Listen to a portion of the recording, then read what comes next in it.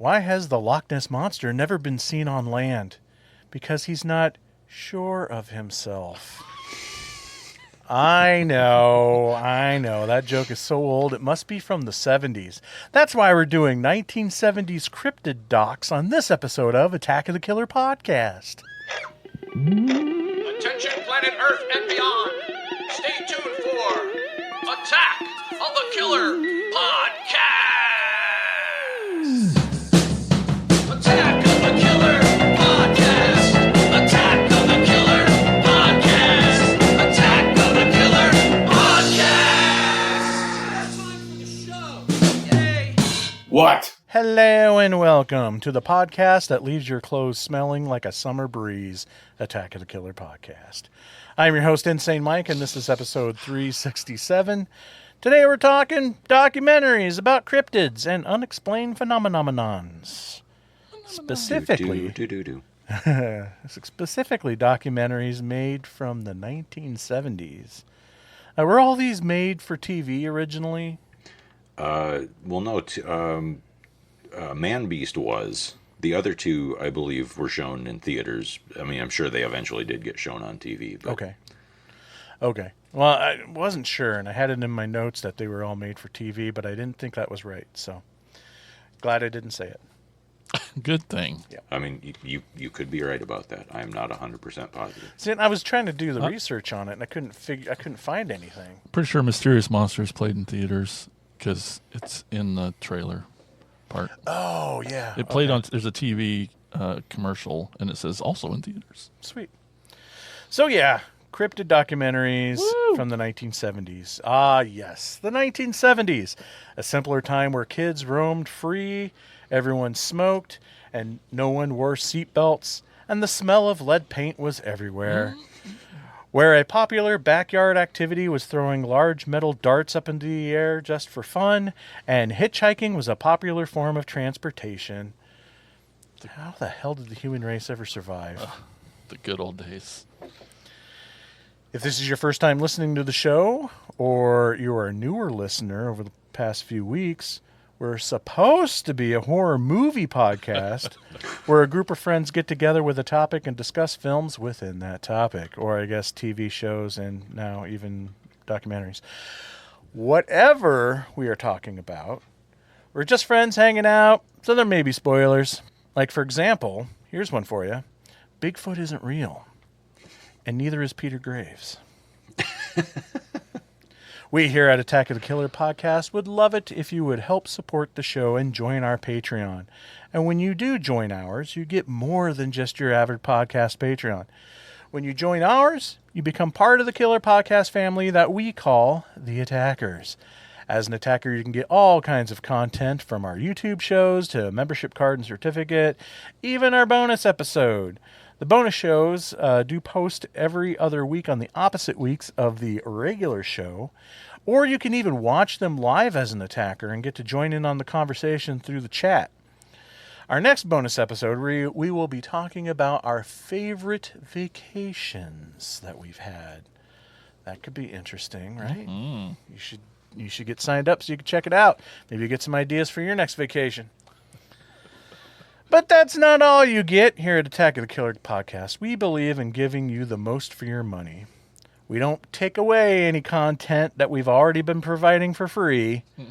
We actually give you more, not the same. We believe you should get what you pay for, which is why we don't ask for very much. But just don't take my word for it. Just ask these attackers right here. Timothy Leonard, Roman Doppelfeld, Larry Watanabe, Brett J. Royer, Jessica Irish, Chris Cook, Brian Godsell, Stefan Sitter, Brandy Moore, Andrew Mahler, Rodney Dean Hutchinson Jr., Carmen DeHague, Abraham Ariano, Andrew Bentler, Casey Kelderman, Tony Miller, Mike Clayton, Rose Talashoma, Abe Kirshner, Lisa Cavalier, Holly Berg, Bill Fisher, Greg Dedrick, Sam Lenz, Garth Jacobson, Brett White, Tiffany Dewey, Scott Reepsman, and Chris Collins. You too can be on that list, and all you have to do is go to jointheattackers.com, pick the tier that best suits you, and become part of the Attack of the Killer podcast family. And now it is time to introduce you to the podcast crew. He started a new band with the Loch Ness Monster. They're really making waves. Jason! Oh, that sounds good. As long as I'm still playing drums. Hey, everybody, thanks for tuning in. Do you play lock and roll? Oh, Nice. I'm writing that one down. He's mad because he was playing cards with the Mothman, and he always loses. I told him it's because they're always playing bridge. Brian! Hello, everybody.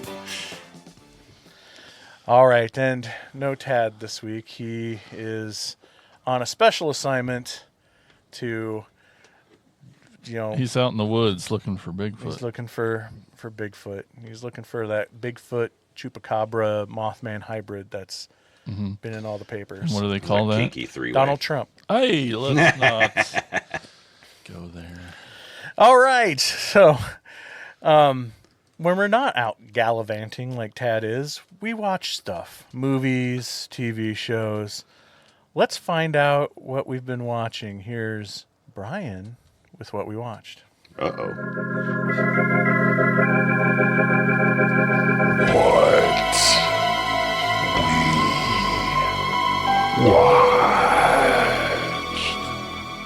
All right, well, I don't know what to do. I'm panicking. Jason, what did you watch? Oh, man, I watched things.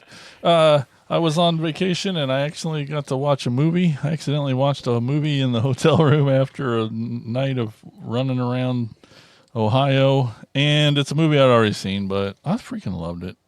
I don't care. I know people think things when you hear about Zack Snyder, but I liked his movie Man of Steel. I liked it quite a bit. Oh, that explains why it was on your most recent on your letterbox. Not that I've been trolling your letterbox, but I do. I know. I do yours too, buddy. Aw.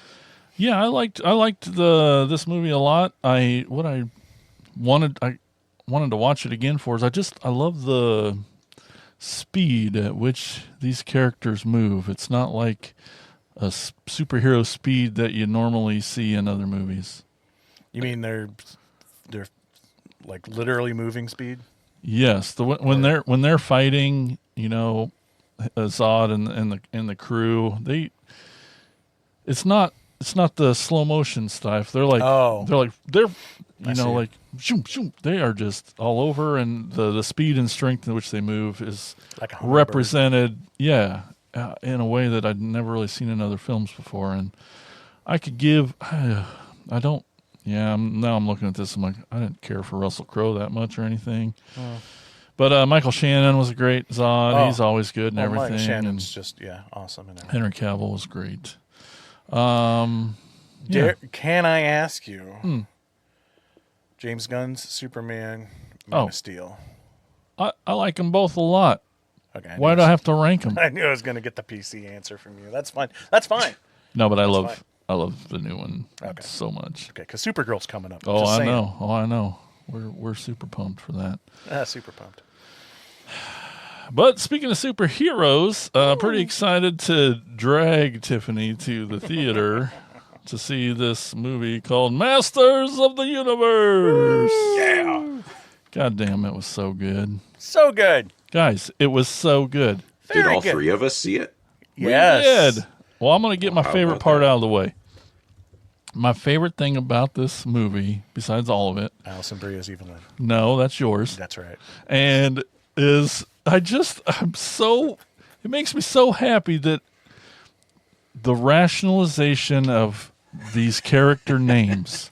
For 40 years, I've been making fun of like Fisto, Ram Man, this /or, whatever, Spike or, they're Web Store. They're all the same dumb names, but the way they rationalize it in this, of course it's from the brain of a kid. It made so much sense. It was fucking brilliant and my favorite part. I don't know. I kind of wish the opposite. They just No. leaned into it and just went for it. Because like Skeletor is any less of a dumb name than like Ram Man.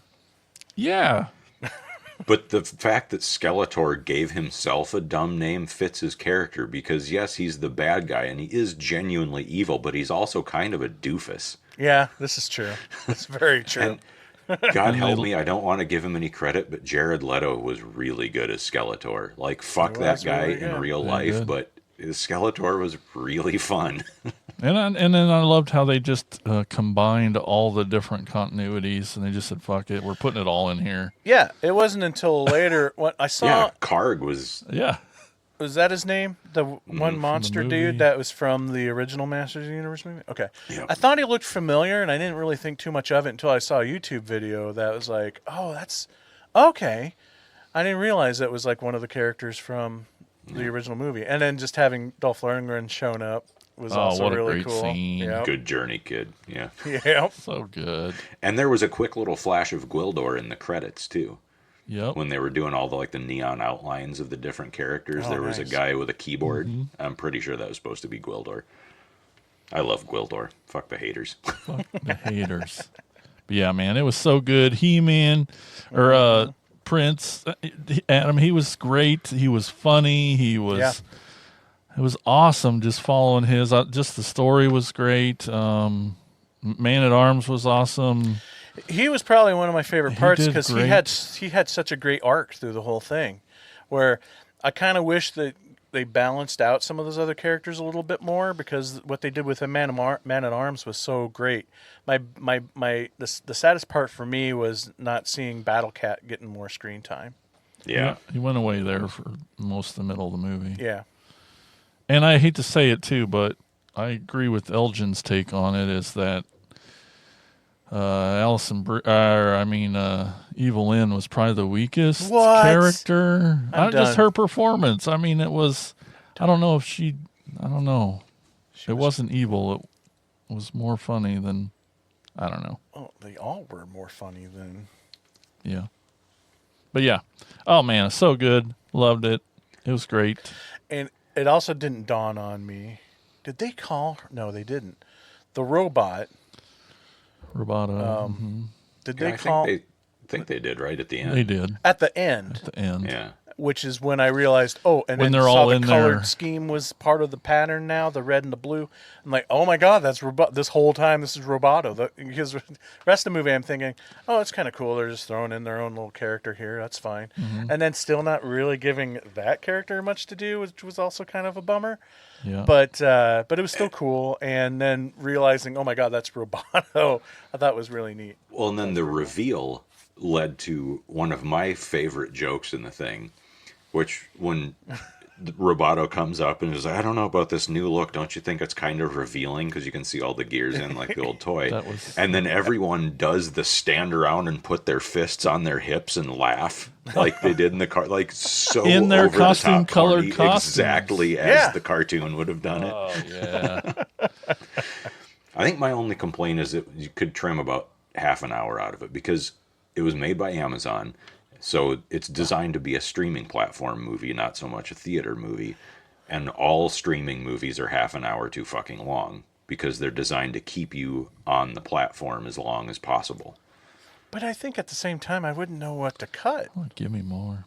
Yeah. I think there were a lot of jokes that got repeated. Yes.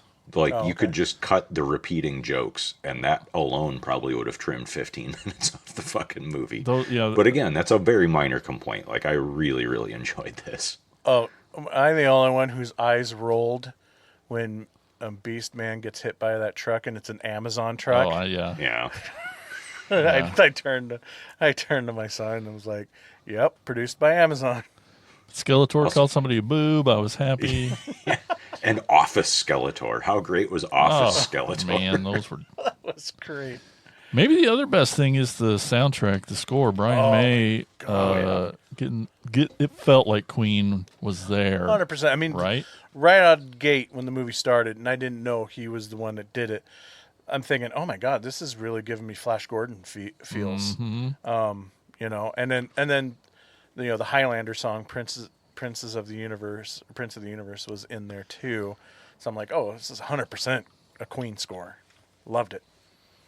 Yep, and the darkness, and then just the movie's so colorful. I know you had to love it. I love that. Glad they didn't go like the dark and gritty look like they do with most adaptations. Yeah, it's so good. And then even getting that original He-Man cartoon theme there at the end too. It was in there. I'm like, cool. yeah, give me. Oh, yay! Good stuff. Go see it.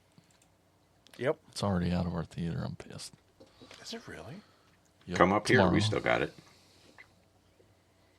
Everything's tomorrow bumped out off. for Come Toy up and Story let's see. 5. So it took 2 or 3 screens, I think, at least. Jerks. But that's what I watched. Okay, I was going to say, I don't know if you remembered it was your turn or not. I know. I'm like, oh, yeah. He-Man rules. Yep. Oh, is that it? Really? That really was. Okay. It Well, was. Mike. Yeah. It was the NHL finals. So that's another. And I was on vacation the whole last couple weeks. So anyway, that's what I watched, Mike. Okay. Well, first I'll start off with my most recent rewatch. Wasn't Man of Steel, but it was Chillerama from 2011. Man, every time. Whoa. You not like Chillerama? Damn, that hurt. I don't think I made it all the way through the first time I tried to watch it. Oh, no. Maybe I should give it another chance. I think so, because it's a trauma movie that's done right. Like, What? it's totally a trauma. It's You totally mean Romeo and Juliet? Well, Romeo and Juliet is done right as well, but it's it could be a whole thing if I get into it. Watch Mike's killer critiques on it. I was just gonna say that. That's right. So, for those who don't know, it's an anthology film featuring homages to all genres and eras of horror and sci-fi, from directors Adam Green, Joe Lynch, Tim Sullivan, and Adam Rifkin. It was the first time in a long time I watched it, and I think I love it even more now because I just realized there's just so much going on in this film that it's a movie that definitely deserves more than one viewing. But yeah, if you want to hear my full take on it, become an attacker and check out the latest episode of Killer Critiques. Master of the Universe, we talked about that. I also did another rewatch of this movie. I can't remember if I've talked about it on the show or not, but I just love it so much. I need to get it like on Blu-ray or whatever, if it's available. It's called Arnold from 1973. It's a kind of a dark horror comedy. It's got such an interesting cast, like Stella Stevens, Roddy McDowall, Elsa Lancaster, Victor Bueno, even Jamie Farr, Klinger from MASH. A wealthy man starts killing his greedy and selfish family members after he's already dead. So it's like totally off the wall, funny, and it's fun. Got some very inventive kills. It's like in this old mansion, so it's kind of like one of those like murder mystery things, like a Clue or whatever. Everybody is killed off in these elaborate death traps, all set up before the man's death. My favorite death in the whole film, and worth the entire price of admission, is Roddy McDowall, where he is crushed to death by his own suit. And I will leave it at that. Yeah, Vinegar Syndrome put that out a couple of years ago. Oh, I'd never even heard about it until it showed up in my subscriber package. It's like, well, I guess. And I put it in, and we started watching it. I'm like, oh my God, the cast is amazing. How have I never heard of this movie before? And it's actually really good. Yeah, I freaking love it. I don't even remember how I originally discovered it, but I've only ever been able to find it on YouTube. So yeah, I need to look into that Vinegar Syndrome release if it's still available. Let's get something out of the way real quick of something I absolutely hated with all my heart and soul. I watched the 2009 sequel to Waiting called Still Waiting, and I love the first movie a lot. Yeah. It's so funny. One of my favorite comedies. Oh yeah, me too. For sure. This one sucks big donkey dick. Don't bother. Do not. No. First of all, I just want to state, like, the Ryan Reynolds stand-in played by Steve Howey, which I like that guy. He's from Shameless. He was the reason why I watched the old Reba McEntire sitcom. His character, instead of being like Ryan Reynolds, who's like totally sexist in the whole first movie, this guy, they thought they flip the script a little bit and make him extremely outwardly racist, as if it's humorous to throw around racial slurs and stereotypes for 90 minutes. And it's not. It is very, and even it's 2009, like, you should just know better. The movie is just so jam-packed of references to the previous film. Like a lot of the characters from the first film just kind of pop in and out for almost no real rhyme or reason. It's like and it totally gets in the way of this movie telling its own story. It's as if the filmmakers are like, "Hey, remember the first movie that you liked so much? You know, To be honest with you, the only reason I really watched it was because of Alana Ubach, and I've become such a ginormous fan of hers ever since the TED TV show. She plays the mother on that show, and I just think she's so funny. But she's I think one of the most talented, underrated, and funniest actresses working today. Like no two roles that she does are the same, and she's really funny, and she does a lot of great voices. And in this one, even she was the best part. It's like I was suffering through all the other nonsense, just waiting for her to show back up on screen. And then the last thing I'll bring up is that my son and I have been watching Spider Noir. Haven't finished it yet. That yet. What's that? I need to start that. I haven't started it yet. But Yeah, it's not bad. It's definitely a little bit different than what I originally expected, but it's a great noir story. Just so happens that Nicolas Cage has got some spider powers, but there is the running plot and theme throughout the whole thing is like, where does his powers come from, and why are all these other new guys showing up with superpowers? So I recommend it, and I recommend watching it in the black and white version. You can do the color or the black and white. Definitely we had to go for the black and white. And you can just tell they meant for it to be shown in black and white, because, there's just a way of shooting black and white that really adds a lot of dimension and just like some, the harsh whites and the harsh blacks contrasting with each other. That always looks so cool, and you could just definitely tell it's meant to be shown that way.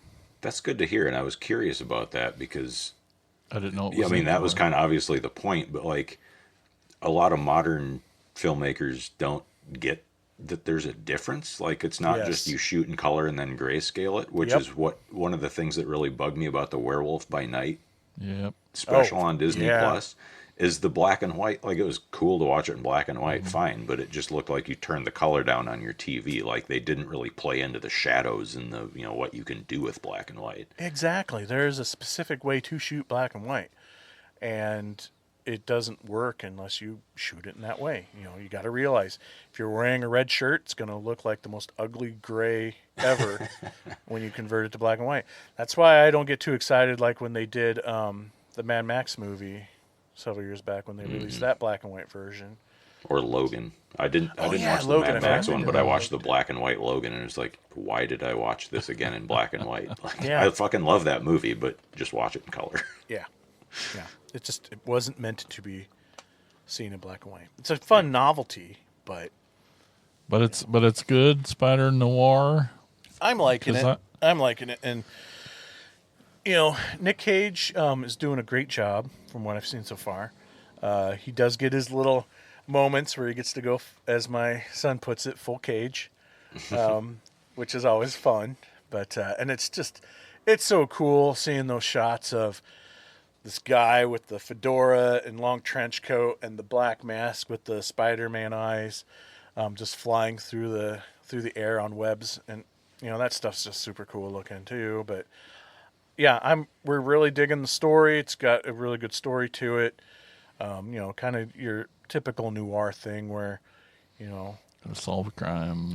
Solving a crime, but there's something bigger going on within the city, kind of thing. So I'm just nervous because, like, I shouldn't admit it, but I know I'm definitely in the minority that.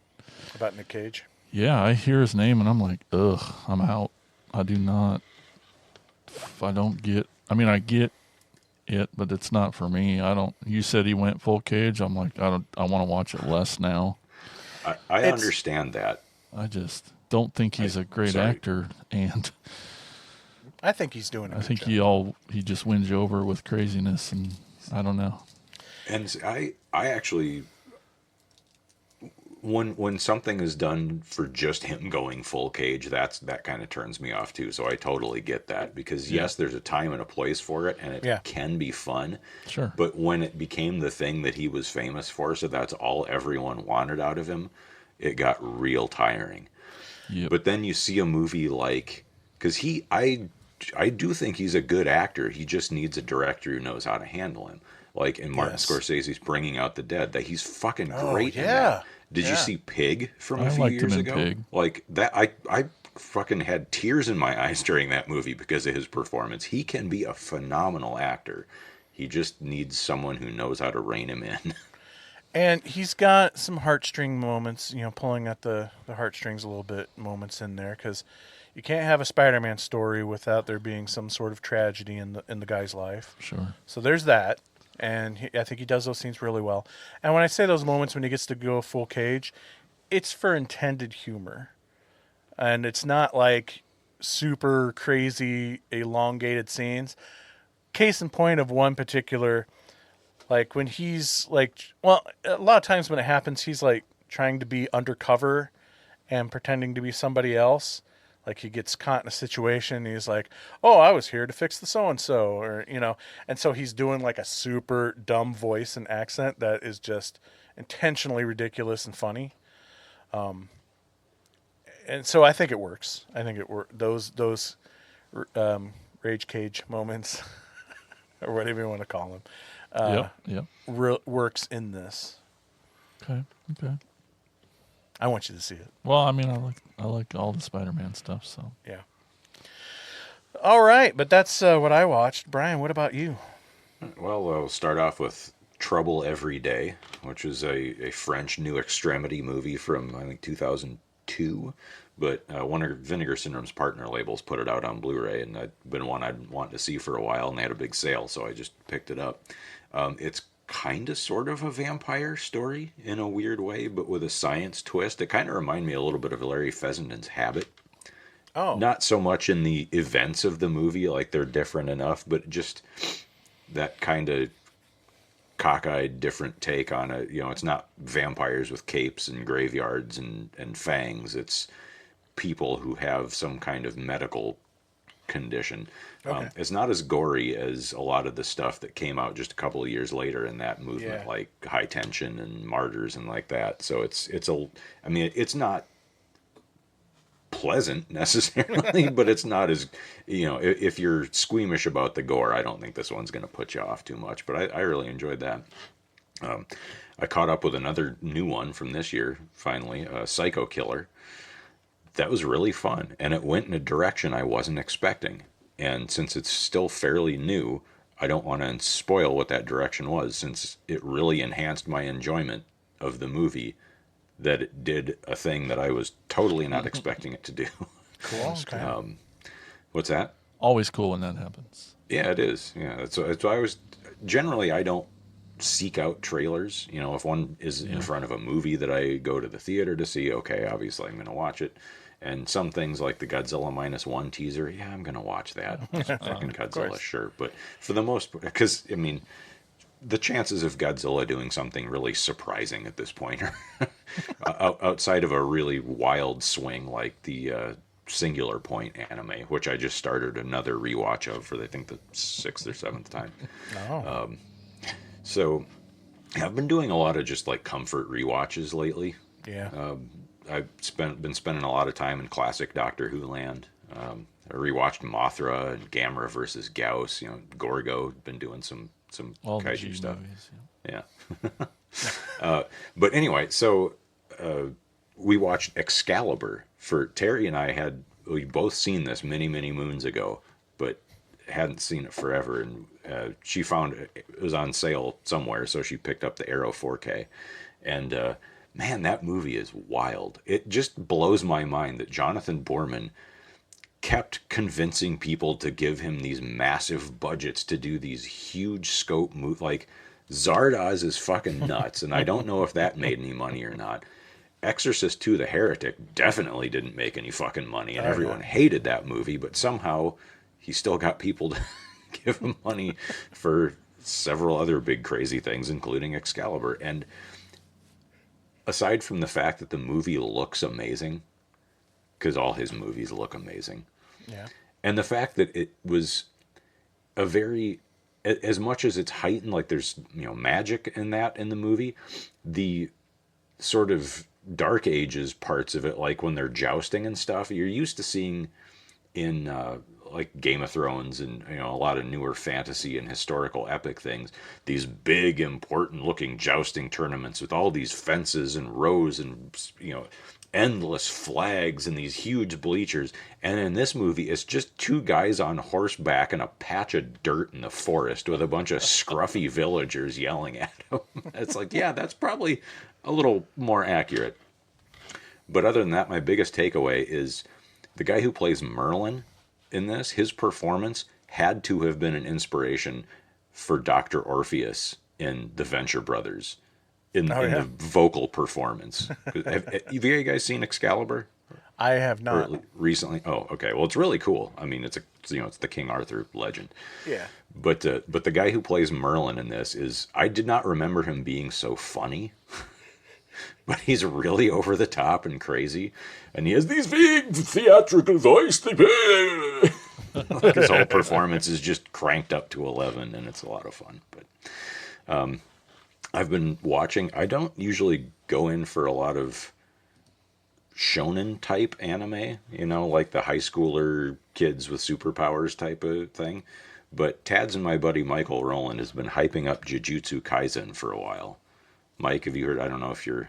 No, if Skylar's into this, but anyway, it's about these kids who are sorcerers who can use curses, like cursed energy, like Ju-on is the grudge or the curse. So Jujutsu, it's like kung fu with curse powers basically, and they fight all these weird demons and monsters and stuff. And so Michael Rowland's been hyping this show up forever, and finally, like, fine, I'm just going to see what this is all about. Holy shit, I got hooked. I plowed through almost 2 seasons and a movie in like 3 weeks. Like, I just really got sucked into it. But finally, I will end it with, I went down to, well, Terry and I both went down to Davenport to the Last Picture House and saw Tad and Godzilla down there, and we watched Bubba Hotep with Joe Bob Briggs hosting. That's awesome. I wish I could have gone to that. And I hadn't, it's been probably 10, 15 years since maybe not 15, but it's been a while since I watched Bubba Hotep because I watched it so many times. And then, every time, I swear that movie gets better every time I watch it. You pick up a little more new. It's definitely Bruce's best acting. Oh, yeah. Performance-wise. I'm still going to love the Evil Dead movies the most forever. That's just how that is. But as far as acting chops go, this was Bruce showing that he was more than just Ash. 100%. And, like, I again, tear up at the end of this movie every fucking time I watch it. Yep. It's just satisfying and heartbreaking and sweet and just all the wonderful things that we kind of need a little more of in the world these days, I guess. Yeah. I wish Joe Bob's intro had been a little longer. I think he talked for maybe 15 or 20 minutes, and, I was expecting it to be like a Last Drive-In episode, but with all his segments front-loaded. But he dropped some fun little hints about what might be coming next, and I'm sure Tad will have more information about that, because he went to the fancy showing with the Q&A, and we just went to one of the regular shows. But yeah, that's what I watched. All right. Thank you, Brian. Now let's get into these movies here. It's time for the educational portion of the show, because we're going to be talking about the 100% accurate science documentaries from the 1970s. Brian, what's the first one we're going to talk about? First movie tonight is Mysterious Monsters. There are monsters everywhere. In Loch Ness, a 24-mile-long bottomless lake in the Highlands of Scotland, it's a creature known as the Loch Ness Monster. In the Himalayas, a towering mountain range on the Asian frontier, it's the monster known as the Abominable Snowman. And in the forests of America, a beautiful wilderness stretching for thousands of square miles, it's called Bigfoot. Now comes a motion picture that shows you actual footage of these and other monsters. You'll journey to Loch Ness and watch what happened when John Cobb, British speed champion, attempted to set a new record on water in 1955. Ignoring warnings about a monster living in the lake, Cobb takes his boat onto Loch Ness. Cobb was killed. His boat disintegrated. Next, you'll join a 1951 expedition to climb Mount Everest. After months of preparation, Eric Shipton led his band of experienced, cool-headed explorers up the treacherous mountain. Higher and higher they climbed. Then, standing at the 19,000-foot level, where no man had ever been before, they saw an incredible sight. Footprints. Giant, man-like tracks stretching out across the snow as far as the eye could see. The footprints of the abominable snowman. And closer to home, in Marietta, Washington, you will experience the terror of Bigfoot. It all began on the night of June 6th. Rita Graham was sitting on her couch watching TV. Suddenly, a giant, hairy hand crashed through the window and groped about. The monster was next seen by Tom Stern, and 3 days later in a Boy Scout camp. In all, the small town experienced 12 encounters within 30 days. Bigfoot, the abominable snowman, the Loch Ness Monster. Just 3 of the monsters you'll see in The Mysterious Monsters. A shocking look into man's encounters with the unknown. The Mysterious Monsters.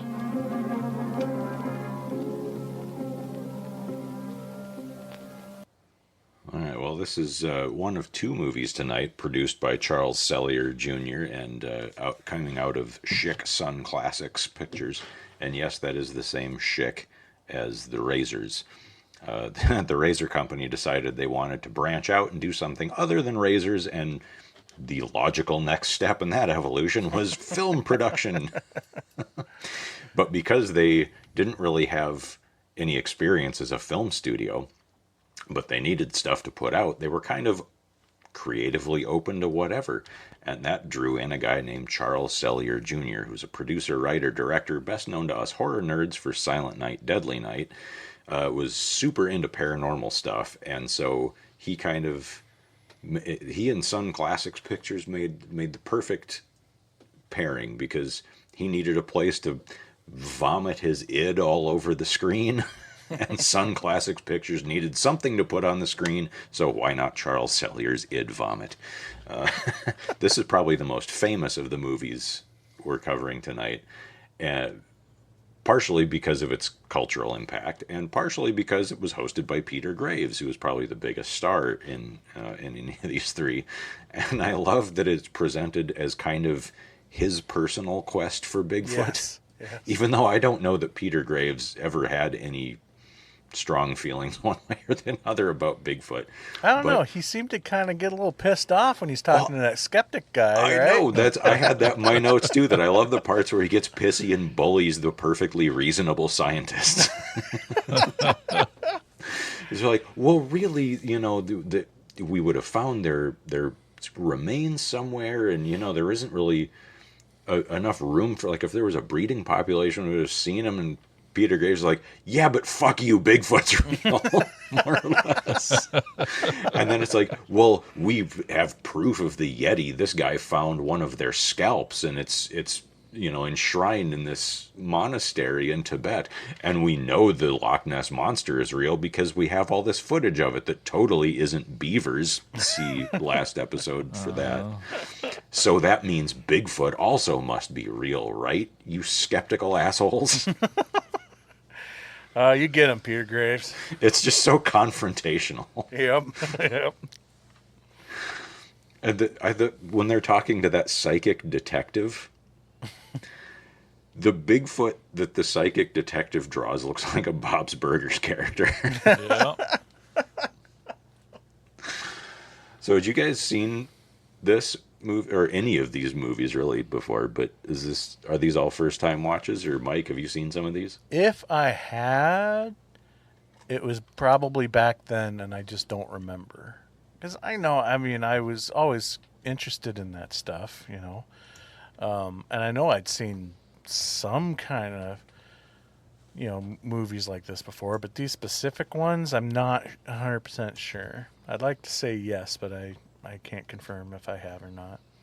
They're all first-time watches for me, and I'd like to confirm they are all last-time watches for me. Oh, no, here we go. That's all. Oh, come on. I mean, I know that you were, I mean, none of us are like hardcore believers, I don't think.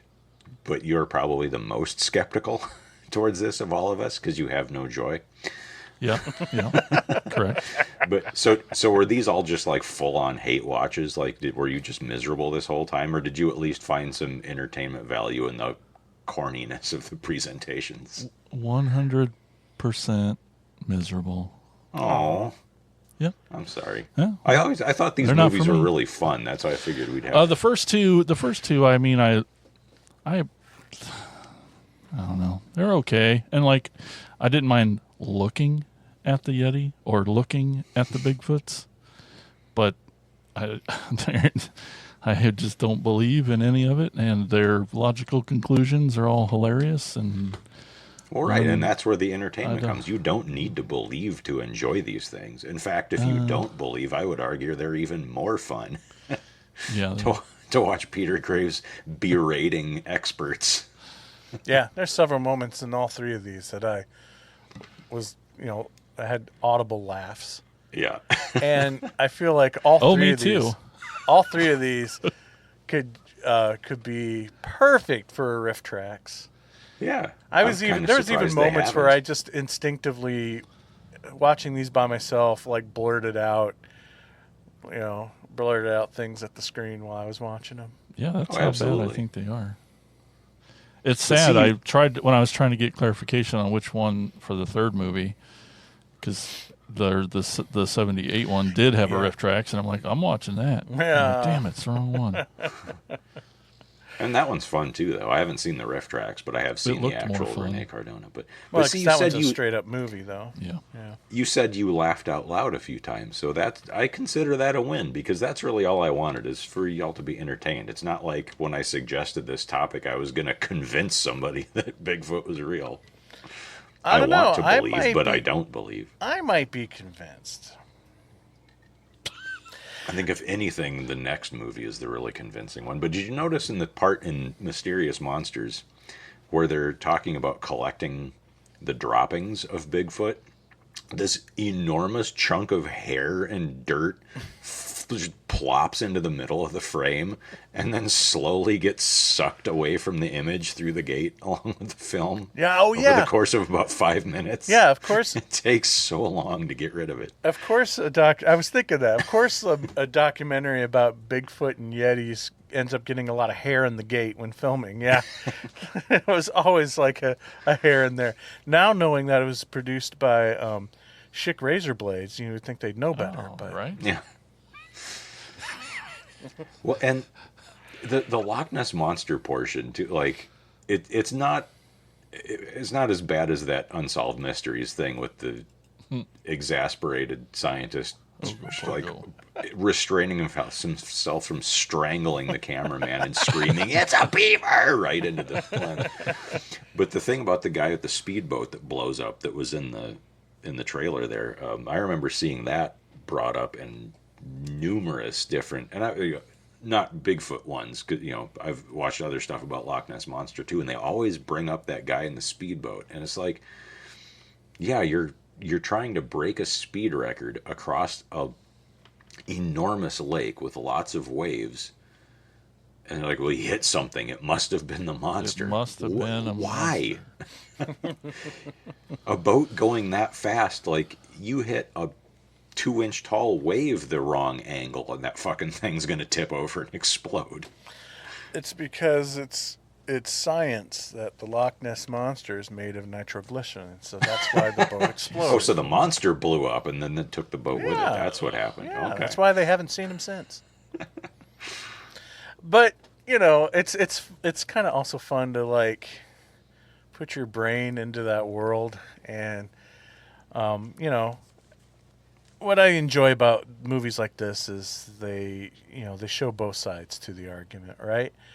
And it's fun in watching that debate. And one of the things that stood out to me in this particular one is when they're talking about how come they've never found any bones or whatever, and then the other guy saying, well, how often do you find animal remains out in the wilderness?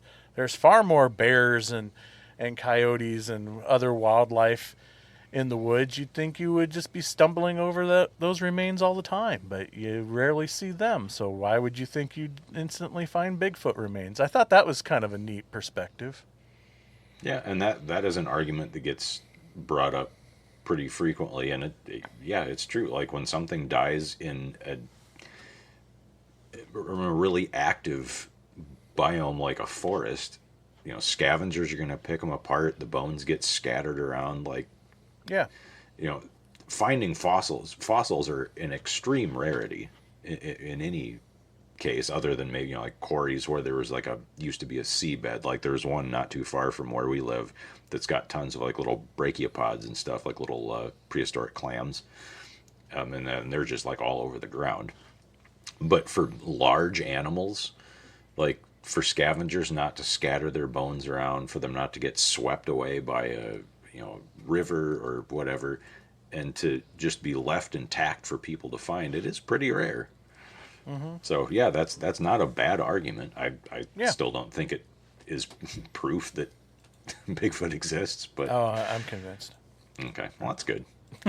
There, mission accomplished. End of show. Yeah. See you next time, everybody. I will say this and Manbeast, the next one, I watched pretty much like one weekend and one the other, probably somewhere in the last year. And it was pretty late at night, and I was, pretty loaded. And our neighbor is the neighbor building is a duplex, and the people in the part of it that are on our side of the building had some kind of blow up, I guess, and the guy left. But so I was watching, I forget which one of these, but it was like 1:00 in the morning, and I'm feeling pretty good watching this show about Bigfoot, and I'm just letting it kind of suck me along. And suddenly I hear this smashing and yelling coming from out in the backyard, and my fogged brain that has been consuming all of this Bigfootery hears this. It was like, oh my God, the door out to our deck is just a big glass panel. Bigfoot's fucking out there, and he's smashing up the neighbor. Well, what it was the neighbor guy got in a fight with his lady, and she left, and he spent the rest of the night smashing all her shit in their backyard. Oh my God. Because come the next morning, I got downstairs, and Terry's like, have you looked out? Did you hear anything last night? I was like, yeah, I heard a bunch of weird noises. She's like, go look out the back window. So I look out there, and there's just like shattered glassware and torn up framed pictures, just things thrown at. But yeah, so it was a fun little experience. I thought my neighbor was Bigfoot for a second. Enhancing the movie watching experience. For sure, yeah. This one I feel like had more going on in it than maybe the other two. Especially more than the next one, which we'll get into. But the reenactments in this, I really enjoyed. There was some stuff that really gave me a Boggy Creek vibe to it. Now, I mean, if there was any validity to the existence of Bigfoot, like tomorrow somebody proves that Bigfoot exists, then this movie could probably be canceled for the fact that it's showing Bigfoot as like a literal scary monster whose mission is to tear your shit up. But for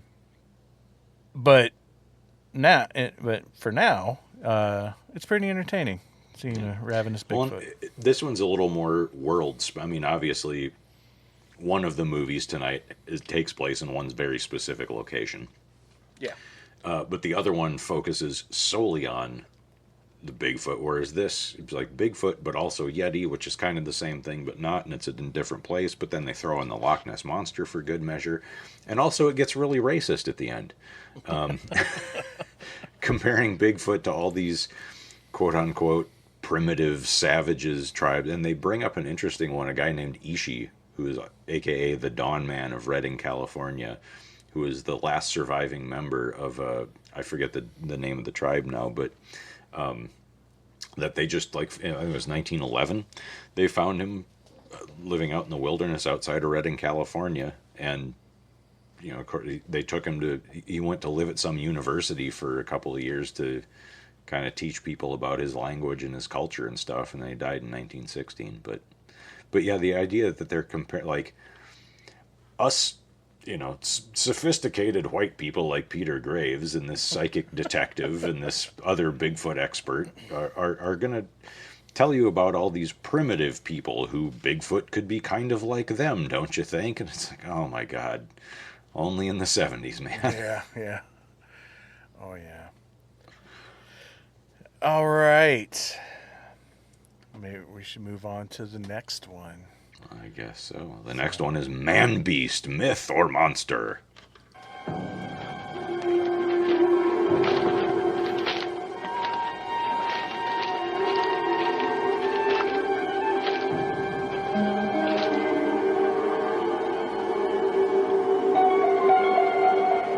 The Earth is 4 billion years old. Modern man has been around for only 35,000 years. His beast-like forefathers are supposed to have died out. But is it possible that an ancestor from the distant past still roams the Earth? The man-beast.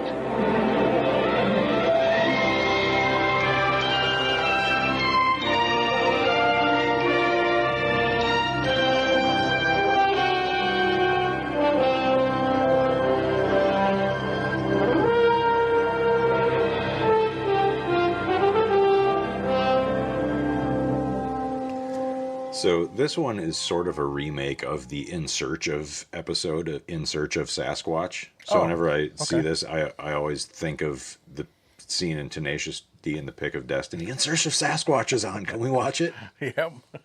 Snatch the remote.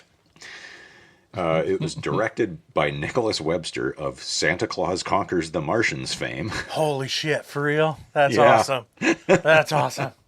There's some other tie-ins to other cult classics too, but so this was primarily written by starring Peter C. Byrne, who was an Irish-American paranormal investigator, and I love this nickname. He was dubbed one of the 4 horsemen of Sasquatchery. I didn't write down any of the other 3 names because I didn't recognize. Like, I figured it would be like, you know, the Patterson and Gimlin and but it was other people. That on your business card, right? Can we start Right. a band name that? Yeah. That is a great fucking band name. And he splits duties with another narrator who's sort of a Brooklyn guy version of one of those old movie trailer voices, whose job is basically to say, here's the evidence and it's real, so if you don't believe it, fuck you. Kind of taking the Peter Graves tack. And again, much like Graves, Byrne gets real pissy about the idea of a dead Bigfoot being displayed in a sideshow. And at one point, this is my favorite one of the night, by the way, because it is presented in such a serious, like deadly fucking serious tone. And not just that, because the other ones are kind of too, but they're a little bit cornier. Whereas this kind of, it feels like it's trying to be much more classy. Part of that's probably the music. Part of it might be Peter. Part of it might be not fit. That's no. And since we're talking about that, by the way, I'll bring that in. The score is by William Goldstein, and it is very majestic and sophisticated at times. And like I said, the whole presentation of this particular one is so classy and serious, which makes it so much funnier. But William Goldstein did mostly TV, including Jason, several episodes of Ripley's Believe It or Not. But he did some movies too, including Wes Craven's Shocker. Oh. Yeah. But anyway, so this is just about Peter Burns' obsessive need to meet a Sasquatch. At one point, he has kind of a passive-aggressive mental crisis over the possibility that he may never meet a Bigfoot. And it says, and while he's talking about this, he says something to the effect of, and to whoever does, best of luck. Like he's trying to be a good sport, but you can just hear his soul screaming that somebody else is going to do it. sad. It's not going to be me. And his sweaty desperation to meet Bigfoot reaches in a rather alarming pitch at times in this movie. So what did you guys think of this one before I address some other things? It's my favorite. Oh, interesting. Fuck yeah. Well, yeah, because it's the shortest one. Oh, Well, and special effects by Rob Bottin. I Yes, know. that was in my Fucking notes, crazy is That's that? my first note! Exclamation point! Rob Bottin and Greg Cannon did the creatures in this. What? And I didn't know that till I saw the credits. Same. So I'm watching this movie and I'm thinking to myself, this movie's got some really cool looking, man beasts in it. And they do a lot of linger on footage it, of man beasts, kind of just doing their thing in the woods. And I'm thinking I'm thinking to myself, like, did they just have some really cool outfits and wanted to make a movie because they had these cool outfits, but was too lazy to write a script, so they thought they'd just make a documentary instead? That's what it felt like. And even like those reenactments, like, okay, so like this is probably the least exciting one, in my opinion. I feel like there's less going on in this one than the other two. And it's because of the reenactments, man. It's all like somebody looks up, there's a man beast, they share a loving stare, Yeah. and then the man beast walks off. And Also, do a shot every time Peter Burns says, I believe in the man beast. Yeah. that's why you were tipsy.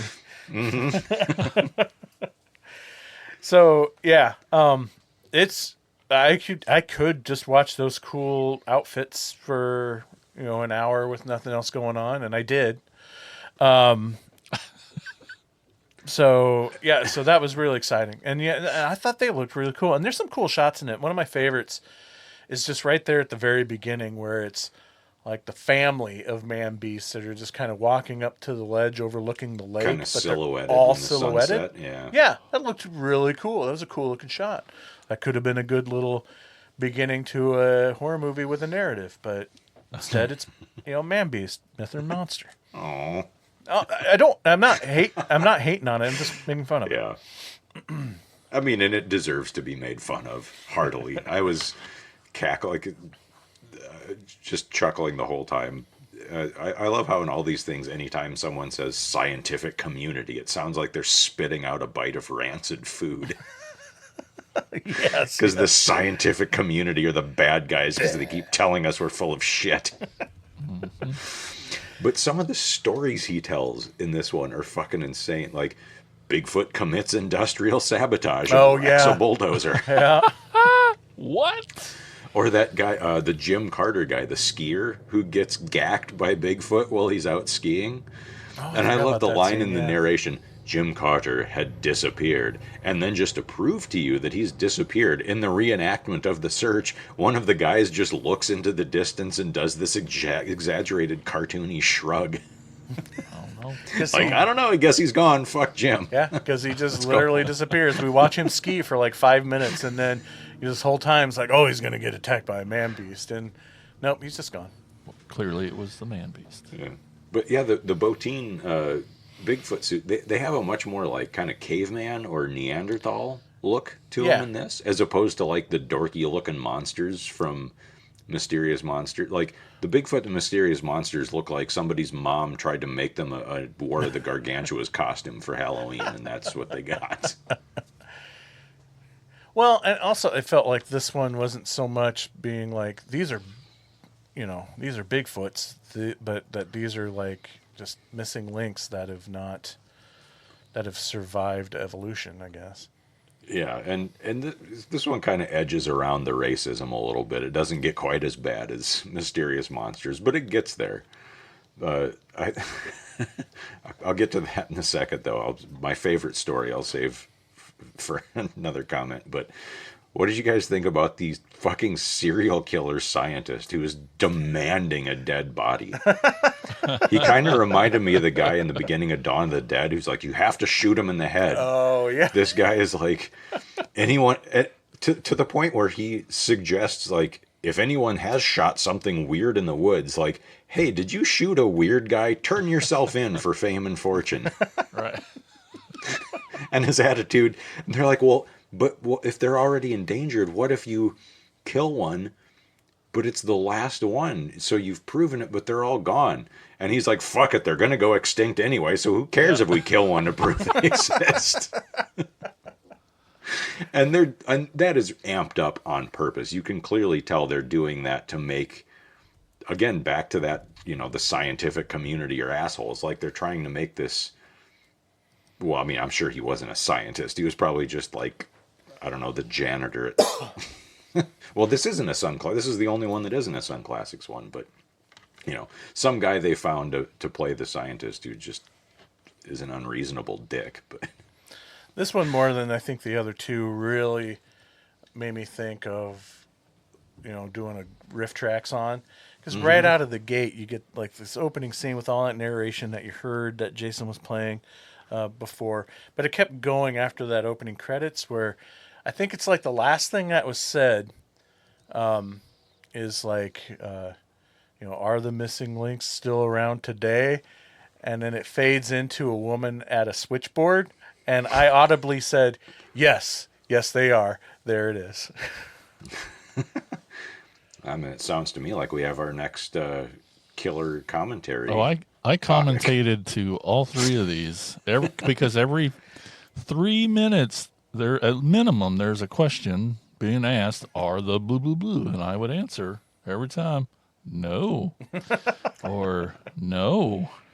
I thought you were going to say every 3 minutes you just turned to Tiffany and said, next time I see Brian, I'm going to kick him right in the wiener.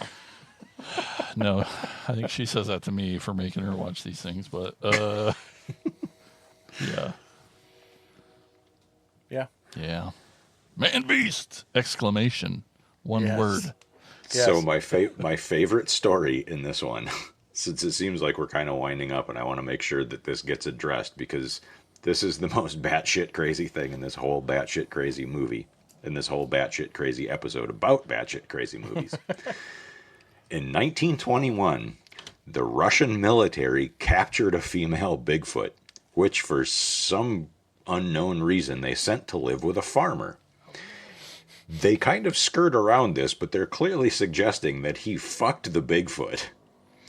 And that at first, she tried to clean the babies off of the afterbirth in the river near their house. But because it's Russia, it's fucking cold, and they froze to death from the cold water in the river. So his wife started saving the babies. And now they have a bunch of kids who live in Azerbaijan. Oh, I just can't. This fucking movie is incredible.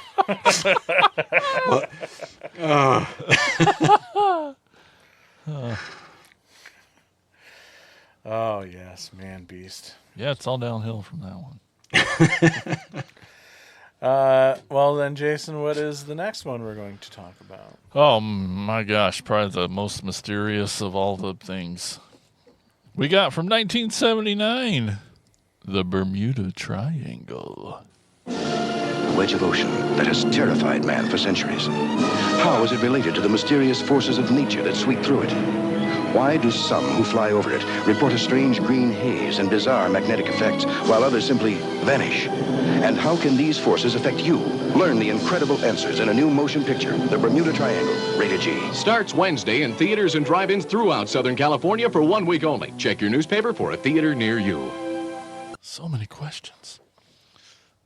Next up, the Bermuda Triangle from 1979, a documentary that asks the brave question, What if boats and planes disappearing in a dangerous, stormy, heavily traveled part of the ocean wasn't caused by weather, navigation errors, or mechanical failures, or horrifying reality that the sea is huge and wants us dead, but instead maybe aliens, Atlantis, time warps, magic crystals, or whatever else was left in the glove box of 1970s paranormal filmmaking? Based on the work of Charles Berlitz, the movie walks us through famous triangle mysteries, reenactments, eerie narration, and theories delivered with the kind of confidence normally reserved for people who definitely should not be operating heavy machinery. As someone who is medically allergic to this entire topic, I did my best to remain open-minded. By which I mean I watched it with both eyes, only sighed every few minutes, and waited patiently for someone to blame a compass, a cloud, or an underwater wizard. The Bermuda Triangle. So yeah, that trailer definitely answered the question of being played theatrically. Obviously, this was a actual movie that played in theaters, which helps me with the fact that I was so impressed by the production value of this 1970s documentary. I mean, there's a lot of production value in all these reenactments. You know, you got the planes, you got the military bases, you know, I was just, that fact alone really impressed me about this one.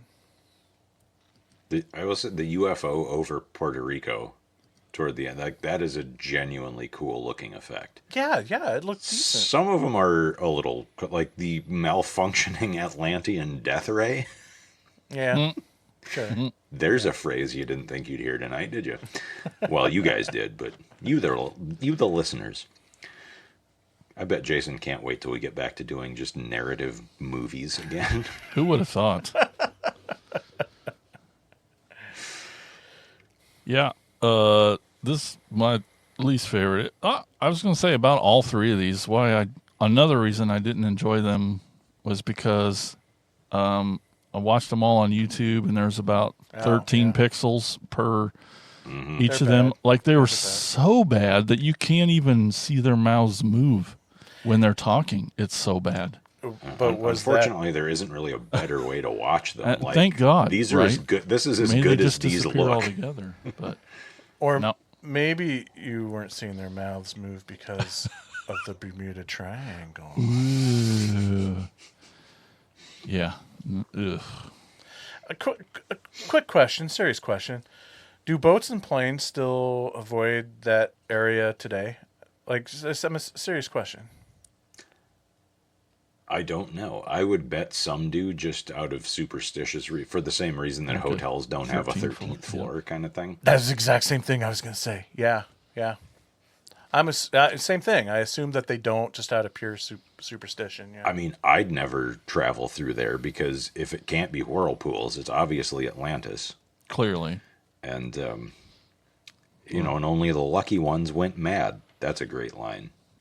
I think that was during the Philadelphia experiment segment, which is another Charles Berlitz book. He's a pretty interesting character. We'll get into him in a little bit, but I love that they tied the Philadelphia experiment into this, even though it has fuck all to do with the Bermuda Triangle. Right. It was just supposed to be a scientific fuck up, but it's like, well, we're doing this Charles Berlitz movie, and we need like another 10 minutes to make it to the feature length to get it in the theaters.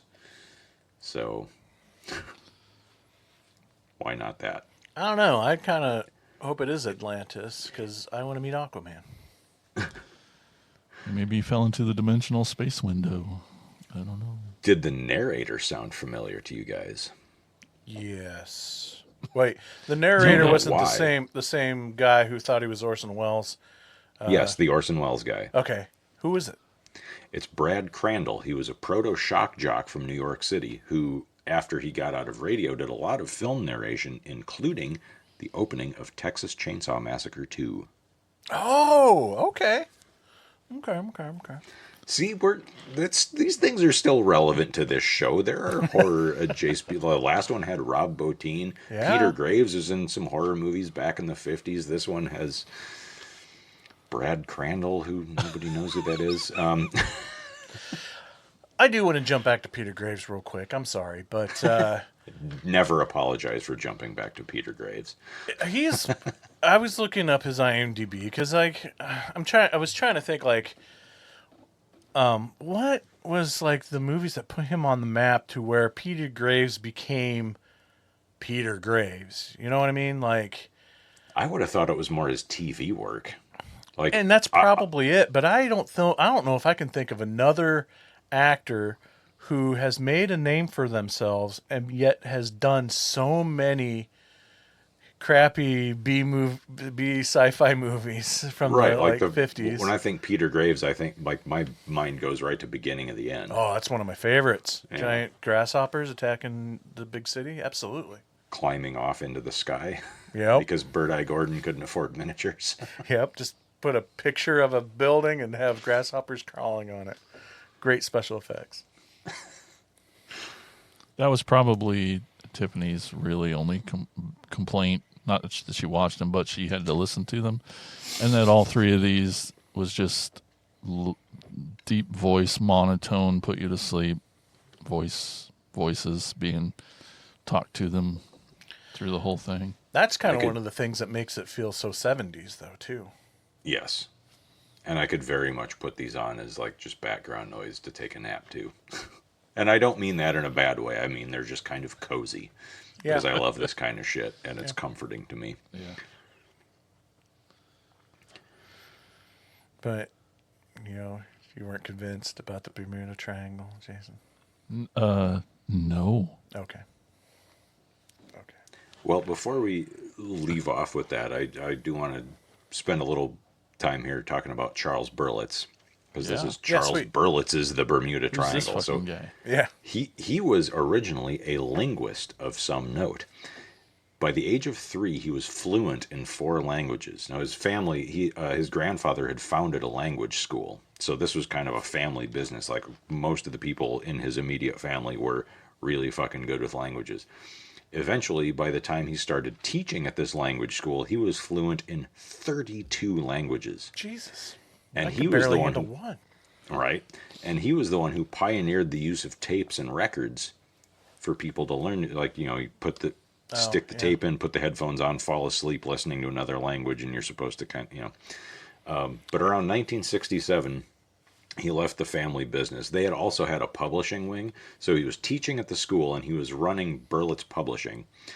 He sold the publishing company. He left the school, got out of the family business of linguistics entirely to dive full on into crackpot paranormal shit, and wrote a ton of fucking books about Bermuda Triangle, about UFOs, about the Philadelphia experiment, and so on and so forth. It also feels like just in the 70s in general was like the real big boom for all this paranormal stuff. Oh, yeah. If there was one thing people in the 70s loved more than drugs, it was paranormal stuff. And that was because of the drugs. I mean, that's probably not wrong. Or at least a contributing factor. Well, it's really before science got going. Before science got going. No, there was science. They were just skeptical assholes. Yeah. Those guys, the coats, white coats. I think I had some of those, like, learn a foreign language on records. I used to try to learn how to speak French from a record, but my record skipped, so I can only stutter in French. Jesus Christ. Well played, sir. Thank you. All right. Any more fun facts about Charles Doofenheimer? I forgot his name already. Berlitz? Sounds so much like Doofenheim. Nope, that is all I've got. All right. 32 languages wasn't enough for you. 32 languages and Atlantis. Maybe one of those languages was Atlantean. I'm sure it was. That'd be great. I wonder what that sounds like. All right. Somebody cut him off. All right, let's rank these mofos. Brian, why don't you go first? Manbeast, first and foremost, and way out in front. I fucking adore that goofy piece of shit. Then it's kind of a tie. Like, it depends on the day you ask me. Right now, after this discussion, I'm going to put Bermuda Triangle a little bit ahead, just because it seems like more Gonzo, and then Mysterious Monsters, but really it's kind of a tie for second. Interesting. Okay, Jason? Well, if I have to answer, I would choose Manbeast, then Mysterious Monsters, and then Bermuda Triangle. Man, much like a lot of other episodes, I second guess my rankings again. I put Mysterious Monsters first just because I felt like it was the most entertaining, and then of course Peter Graves. And then I put Bermuda Triangle because I was just overly impressed with the production value. You don't like Rob Bottin, dude? But that was the challenging part. The more I was trying to rank these, was like that almost changed the ranking with Manbeast. This is because those creatures were so cool, and it was just so much fun just to watch them, even though they didn't do anything. And that's why I ended up third, because I just felt like there wasn't as much going on, especially in those reenactments. It's the absurd narration in Manbeast that wins it over for me. I get that for sure, 100%.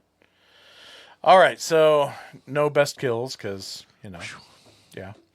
I mean, it would all just be the guy in the speedboat, right? Oh, poor guy. R.I.P. Yes. Okay, so with that said, we're going to take a quick break, and when we come back, we will finish off the show with our last two segments. But don't touch that dial. First, you're going to hear a promo for our podcast network, the PFPN. The Prescribed Films Podcast Network is the home to so many great shows, such as Genre Exposure, a bi-weekly podcast plumbing the depths of genre film from old, new, cult, and transgressive. Join them as they explore the wide world of cinema, broadening our horizons one movie at a time. Check out Genre Exposure and all the other great shows at thepfpn.com. We'll be right back.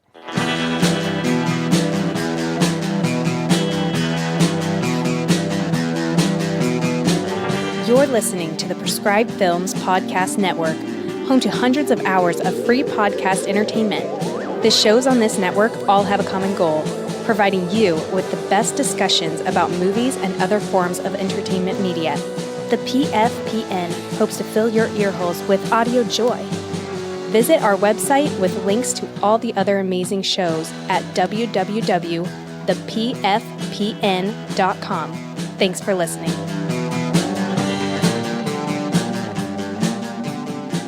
Welcome back to the show, and now it's time to hear from you guys, the listeners. Here's Jason with shoutouts. It's time for shout-outs! Shout-outs! Shout-outs! Shout-outs! Shout-outs! I assume everyone just couldn't narrow it down, so they didn't comment. But we do got a couple voicemails. Here we go, Godzilla. Hey everybody, Attacker Brian here. I'm calling from the troll capital of the world, Mount Horby, Wisconsin. With over 40 trolls that live in town, it is the self-proclaimed troll capital of the world. Speaking of little trolls, Finley's walking by right now with a big old poopy face on her face. Stop! But enough about trolls. Although, we all know the real troll capital of the world is Milbog. I digress. I don't regress, I digress. Today we're talking about 1970s cryptid documentaries. And I got three. The first, Creature from Black Lake, from 1976. That's not a documentary. Two city slicker college students from Chicago traveled to the Louisiana bayous to investigate local Bigfoot sightings. Sounds creepy. No, it doesn't. 1974, Trick of the Mutilated. That's not. Did you read the instructions? An anthropology professor takes his college students to a remote island in upstate New York to hunt bloodthirsty Yeti. I love that. And from 1970, it's called Bigfoot. That's it. A gang of dirt bike riders and a group of stranded women get trapped in the Pacific Northwest and must battle a clan of aggressive Sasquatches. In a movie that's billed Sasquatchploitation. How does that ring a bell? Say that 10 times fast. Any movies that you'd like to share, 10 Finley times Grace? fast. No, she's done. Are you a big fan of Sasquatches? Yes. Yeah.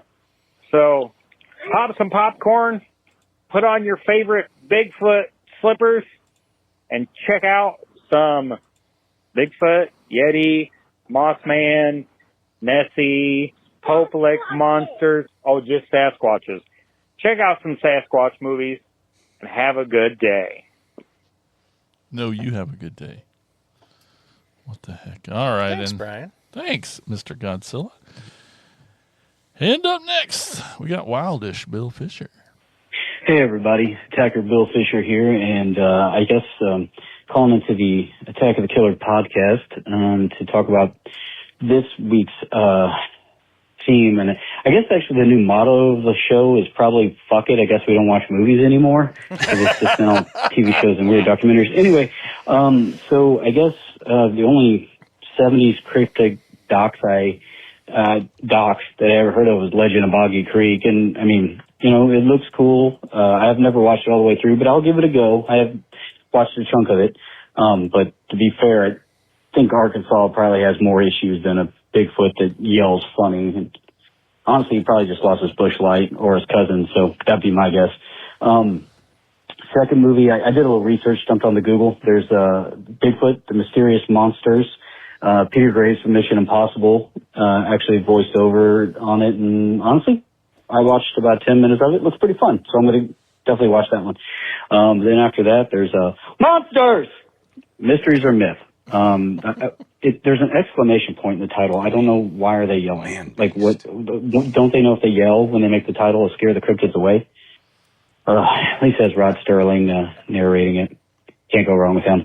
Anyway, thanks, guys. Keep up the good work, and I'm excited for next week's episode of. I don't really know what it'll be. I guess we've given up on movies. Are we just start going on periodicals like newspapers? Just kidding. I know it'll be awesome, whatever it is. Keep up the good work, guys. Bye. I was Be really careful. hoping he was going to say something that I'm going to be like, yup, that's what we're doing. But I don't know if I could pull off newspapers. No. Anyway, I'll have to hey. think about it. Yeah. Thanks, guys. And you too could leave a voicemail if you wanted. All you got to do is give us a call at 415-952-6857. That's 415-95-AOTKP. Leave us a voicemail. We'll play it on the show, and that is shout-outs. I guess you heard about the Bermuda Triangle. There's something going on. Nobody seems to know just what it is, and the Air Force won't let on. Shame on you, Bob Welch, for rhyming on with on. Might be a hole down in the ocean, yeah, or a fog that won't let go. Might be some crazy people talking, or somebody that we ought to know. But now it's time for Insane's Picks with Insane Mike.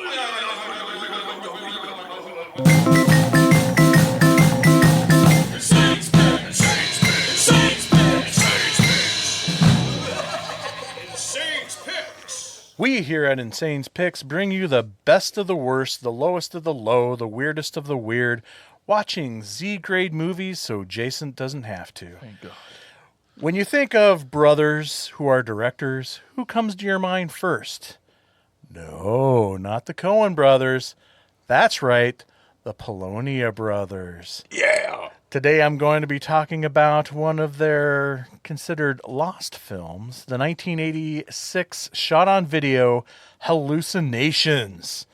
Three brothers, two identical twins, and one adopted, although they all share the same 70s porn mustache, are often home alone together while their mother is working late. One of the brothers, who is on the spectrum, begins having disturbing and violent hallucinations that may or may not be real. I love how the Polonia brothers are identical twins who would often cast themselves in their own films, usually as identical twins, or maybe even the occasional alien that can shapeshift into one of the identical twins, but rarely do they share the same frame together. Mark Polonia and John Polonia, born September 30th, 1968. Both of them were born that same day. I guess that just makes them twins, huh? founded Polonia Brothers Entertainment and Cinegraphic Productions. Between them, they have written, directed, produced over 40 feature films, often shot on video, mostly in the horror and science fiction genre, making them low-budget or even no-budget film cult icons. Unfortunately, John Polonia died suddenly at the age of 39 on February 25th, 2008. But his brother Mark continues to make films to this day, carrying on the Polonia tradition. Their biggest claim to fame is their alien invasion film Feeders that was distributed by Blockbuster Video in 1996 to capitalize on the release of Independence Day. It turns out that was the most popular independent film rental from Blockbuster Video from that year. Not too bad for a film with a small rubber alien that is held in front of the camera just out of focus and jiggled by hand to simulate movement. When John Polonia died suddenly at the age... Oh, wait, did I read that already? Yeah, I did. God damn it. What looks to be shot in an afternoon, Hallucinations was considered to be a lost film until recently. The audio, man, the audio is so bad. Even by Polonia standards, you can barely hear what they're saying half the time. But there is something comforting about that loud VHS camera hiss through the whole movie. This film was even scored with minimal effort, using the same haunted house soundtrack cassette tape that I recognized when watching this, because it was one that I had as a kid as well. The Polonia brothers must have really liked the concept of this film, because they later remade it into a film called Lethal Nightmares in 1991. So if you love shot-on-video movies starring 3 teenagers who don't know how normal human beings talk or act, then you must check out Hallucinations from 1986. And there you have it, folks. Another episode of Attack of the Killer podcast in the books. Yeah. You know something? I've learned a thing or two. I learned that the real mystery of the universe is actually Peter Graves' hair. I also learned that if you come face to face with a Manbeast, make sure you point a gun at it. You can follow us all over the internet. Follow us on X, TikTok, Threads, Facebook, Instagram, subscribe to our YouTube channel, and join us on our Discord to continue the conversation. Leave us a review on Apple Podcasts or wherever else you can leave reviews. That would be greatly, greatly appreciated. Thank you all so much for listening, and remember, keep watching horror. Oh no, could this be the end of? Attack of the Killer Podcast! Attack